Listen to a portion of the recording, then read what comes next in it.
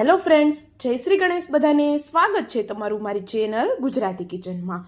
ખૂબ ગરમી છે, સાથે બાળકોનું વેકેશન પણ છે, ઘરે ઘણા બધા મહેમાન પણ આવતા હોય છે અને રોજ રોજ કંઈક નવું નવું બનાવવાનું પણ થતું હોય છે.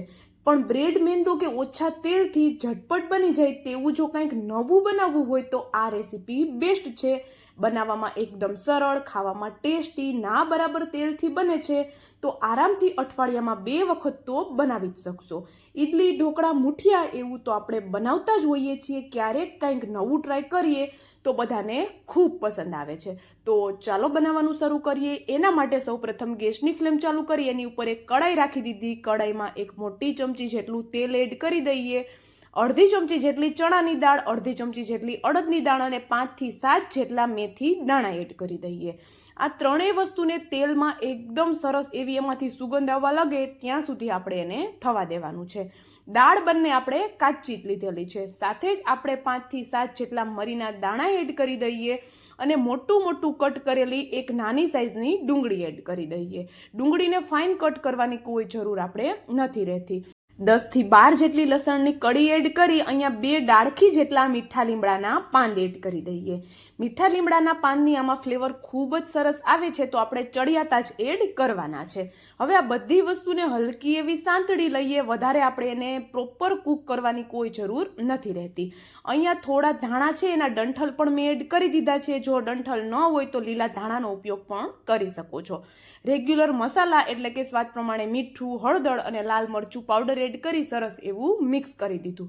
અહીંયા મેં પહેલા કહ્યું એમ કે બધી વસ્તુને પ્રોપર કૂક નથી કરવાની, બસ હલકી હલકી એમાંથી સુગંધ આવવા લાગે પછી આપણે એમાં 2 ચમચી જેટલો ટોમેટો કેચઅપ એડ કરી દઈએ. આ જે આપણે રેસીપી બનાવીએ છીએ અને સ્વાદમાં એટલી ટેસ્ટી બને છે કે બાળકોને તો પસંદ આવવાની જ છે પણ મોટા પણ આને માંગીને ખાશે. સાથે જ આપણે અહીંયા 1 ચમચી જેટલું વિનેગર એડ કરી દઈએ અને અડધી ચમચી જેટલી ખાંડ એડ કરી દઈએ. જો વિનેગર એડ ન કરવું હોય તો એની જગ્યાએ 1 લીંબુનો રસ પણ તમે એડ કરી શકો છો. હવે એમાં આપણે થોડું પાણી એડ કરીએ એટલે કે 4 થી 5 ચમચી જેટલું પાણી એડ કરી બધી વસ્તુને સરસ એવું મિક્સ કરી દઈએ અને પાણીને આપણે ઉકળવા દઈએ. પાણી ઉકળી જાય એટલે તરત ગેસની ફ્લેમ બંધ કરી એને સાઈડમાં રાખી દઈએ. અને અહીંયા મેં 1 વાટકી જેટલા ચોખાને રાતના પલાળી અને રાખેલા છે. ચોખા છે એને મેં રાતના પલાળેલા છે. જો તમારી પાસે ટાઈમ ન હોય તો ગરમ પાણીમાં 30 થી 40 મિનિટ માટે એને પલાળી રાખશો તો પણ સરસ એવા પલળી જાય છે. અને જો ચોખાનો ઉપયોગ ન કરવો હોય તો એની જગ્યાએ કઈ વસ્તુનો ઉપયોગ તમે કરી શકો છો જેમાં પલાળવાની કોઈ ઝંઝટ કે પીસવાની કોઈ ઝંઝટ નથી રહેતી.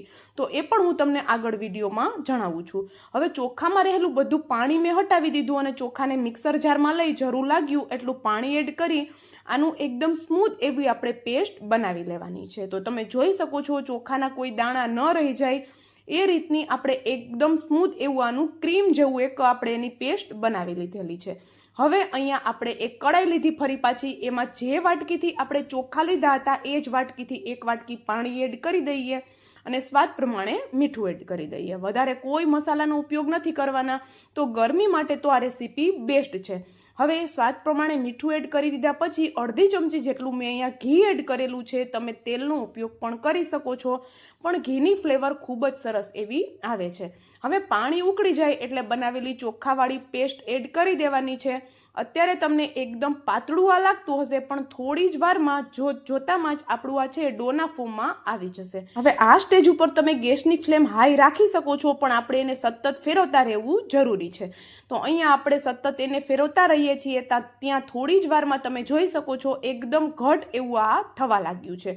અત્યારે તમને એમાં ગાંઠો થઈ ગઈ હોય એવું લાગે છે પણ બિલકુલ ગાંઠો નહીં થાય. એકદમ સરસ એવું આ બધું મિક્સ થઈને રેડી થઈ જાય છે. તો જોઈ શકો છો તમે એકદમ સરસ એવું મિક્સ થઈ ગયું છે અને એકદમથી જ પેનનું તળિયું છોડવા લાગ્યું છે. તો પેનનું તળિયું છોડવા લાગે એટલે ગેસની ફ્લેમ આપણે બંધ કરી દઈએ અને આપણો જે આ ડો બન્યો છે એને હવે આપણે એક પ્લેટમાં લઈ લેવાનો છે. તો પ્લેટને પહેલાં આપણે ઘીથી ગ્રીસ કરી લઈએ અને પછી આપણો જે ડો બન્યો છે એને પ્લેટમાં આપણે લઈ અને હાથ લગાવી શકીએ એટલો આપણે એને ઠંડો થવા દેવાનો છે. તો અહીંયા મેં એને હાથ લગાવી શકીએ એટલો ઠંડો કરી હાથ છે એને આપણે ઓઇલથી કે ઘીથી ગ્રીસ કરી અને હલકો એવો મસળી લેવાનો છે. વધારે પ્રોપર નહીં મસળીએ તો કોઈ પ્રોબ્લેમ નથી. હલકો એવો એને ભેગો કરી અને એમાંથી આ રીતે નાની નાની સાઈઝની ગોલી ઈડલી આપણે બનાવી લેવાની છે. તો જો આવી રીતે આપણે નાની નાની સાઈઝની બનાવશું એટલે ખાવામાં ટેસ્ટી લાગશે, દેખાવમાં પણ સારી લાગશે, તો અને બાળકોને તો ખૂબ પસંદ આવશે. તો જો આવી રીતે બધા લોટમાંથી મેં ઈડલી આવી ગોલી ઈડલી બનાવીને રેડી કરી લીધી છે. અને એક કાણાવાળા વાસણમાં હું એને રાખતી ગઈ છું, અને જે વાસણ આપણે લીધું કાણાવાળું એને આપણે ઓઇલથી ગ્રીસ કરી લેવાનું છે. તો એકદમ સરસ એવી આપણી ગોલી ઈડલી દેખાય છે. તો લોટ છે આપણો હાફ કૂક થયેલો છે. તો હવે આપણે એને 5 થી 7 મિનિટ માટે જ માત્ર સ્ટીમ થવા દેવાનું છે. તો 5 થી 7 મિનિટે સ્ટીમ થાય છે ત્યાં સુધીમાં આપણે ફરી પાછું એક મિક્સરનું જાર લીધું અને એમાં આપણે જે વઘાર કરીને રાખ્યો હતો એ એડ કરી દેવાનો છે. તો આ જે સોસવાળી આપણી જે ચટણી બને છે ને એનો સ્વાદ તો એટલો લાજવાબ છે કે તમે આ ચટણી વારંવાર બનાવશો, તમારી આ ચટણી ફેવરિટ થઈ જવાની છે. તો જો અહીંયા આપણે હવે એમાં જરૂર લાગે એટલું થોડું પાણી એડ કરી લેવાનું છે અને આપણે એને એકદમ સરસ એવું પીસી લેવાનું છે. અને કાચા ચોખા જો તમારે પલાળી અને એનો યુઝ ન કરવો હોય તો એની જગ્યાએ તમે ચોખાનો લોટ પણ લઈ શકો છો. પણ જે ચોખા પલાળી અને પછી આપણે એની ઈડલી બનાવીએ એ ખાવામાં એકદમ સોફ્ટ અને સ્પંજી બને છે અને ટેસ્ટ પણ એનો એકદમ જોરદાર આવે છે. બિલકુલ ખબર પણ નથી પડવાની કે તમે આ ચોખામાંથી ઈડલી બનાવેલી છે. એકદમ જોરદાર એવી બને છે. તો ચટણી આપણી રેડી થઈ ગઈ ત્યાં સુધીમાં આપણી ઈડલી છે એ પણ સ્ટીમ થઈને રેડી થઈ ગઈ છે. તો ઉપરથી થોડા લીલા ધાણા અને હું ગન પાવડર સ્પ્રિંકલ કરું છું, એટલે કે પોડી મસાલો સ્પ્રિંકલ કરું છું. તમે આને આમ જ પણ એન્જોય કરી શકો છો. ખૂબ જ ટેસ્ટી એવી લાગે છે આપણે જે ચટણી બનાવી એની સાથે.